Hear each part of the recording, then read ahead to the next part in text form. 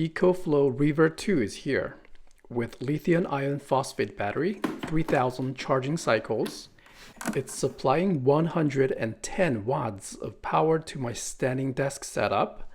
It can do 300 watts continuous and 600 watts in X boost mode. As you can see, it can be used as a UPS because pass-through charging is supported. I'm going to give you an in-depth review of its charging and discharging capabilities. Charging an iPad, a battery bank, an iPhone to my MacBook Pro, 354 watts input, 40 watts output, 38% charged, 44 minutes to full recharge. I will also walk you through the EcoFlow phone app. Let's push it to the limit by connecting a Dyson hairdryer. Looks like it has a more compact design than the previous gen sitting on my right hand side. That's the 2-year-old Reaver. It is very small. Rated at 256 watt hour, 12 volt car charging adapter, XT60. This is just a regular AC cord. So it has built-in AC charging adapter. The design and ports layout are pretty straightforward. 2 AC outputs with on-off switch in this bracket and a DC power on-off. That's a 12 volt socket. Then the main power on-off switch. They are done automatically, so there is no switch for these USB-C port and USB Type-A ports. 2 ports in the back, a big fan for ventilation, AC charging port, and the XT60 solar input. It has a built-in AC charging adapter, so there's no need to lug around a AC brick. USB Type-C, which also supports charging 60 watts, so it's a bi-directional port. Let's test its charging speed. The power input here is slightly higher than my kilowatt power meter. It's doing 57 watts and it's consuming 71 watts here on my power meter. So the maximum input from its USB-C bidirectional port is under 60 watts. 3 hours to fully recharge this power station with USB-C port. Only takes 60 minutes when charging from wall power. I think I should be able to use it and charge it at the same time. 67% on my iPhone 13. And here I got a 5 watts output. For maximum charging speed, a USB Type-C cable is preferred for charging iPhone at full speed. So I would use Type-C to Lightning.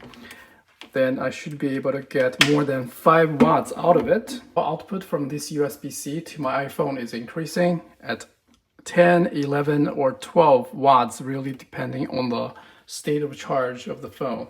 Charging an iPad, a battery bank, an iPhone.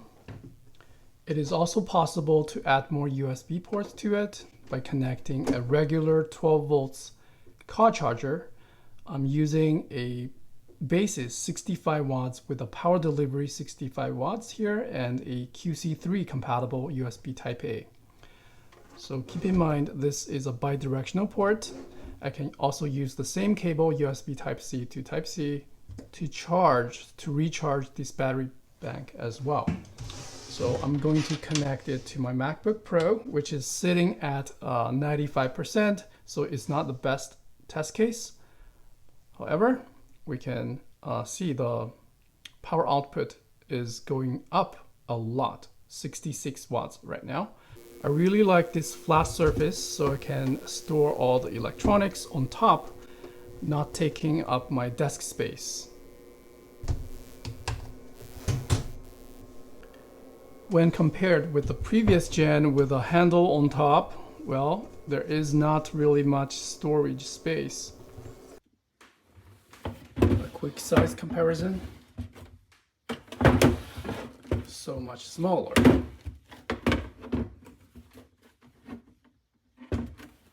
Let's push it to the limit by connecting a Dyson hairdryer. The AC is on.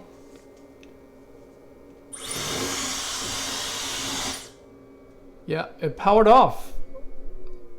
Looks like it. The AC powered off, and the DC, the USB ports are still on. Okay, let's try that again. I'll have to re-enable the AC.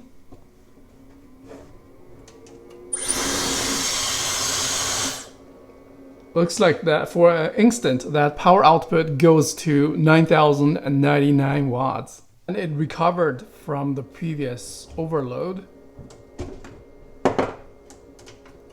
Still works. And the USB are still charging and recharging from the AC cord. Adding the device to the phone app was pretty easy. It was discovered by Bluetooth, then I just added to my account. The UI is pretty sleek with a dashboard overview that gives me the battery percentage, the internal temperature, as well as its power input and output.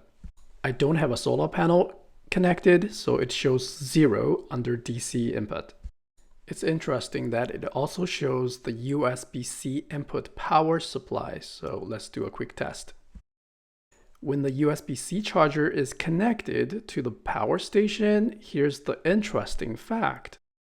The input is only 25 watts because there is 22 watts of output. So looks like the total sum of these two numbers still cannot exceed 60 watts or even 50 watts in this case. The AC and DC ports can be remotely toggled. Wi-Fi is also supported, so I can remotely control its on-off switch. Here's a quick walkthrough of its settings page where I can rename the device, change the AC charging speed. It allows the unit to run cooler, therefore reducing the fan noise. The car charging input amperage can also be reduced. I'm not sure if MPPT solar charging is possible because there's an option to toggle from solar to car charging.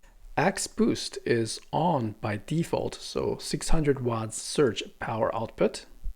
The discharging and charging level can be set, so this is a really important setting if you are planning to use it as a UPS, because it's not good for the battery health if it is always staying at 100% or deeply discharged to 0%. The unit timeout setting will allow the power station to turn off when not used for extended period, and the screen timeout and AC timeout can also be set separately. It's good to see that the firmware update is available on its launch date, so I'm gonna do that after the battery is fully charged.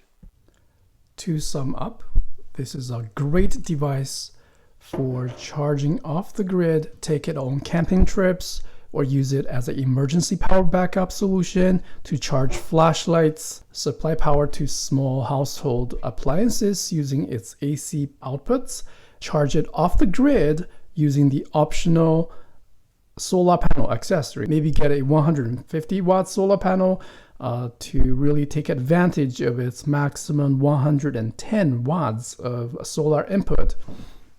At only 7.8 pounds, it is very, very compact and lightweight considering its power output.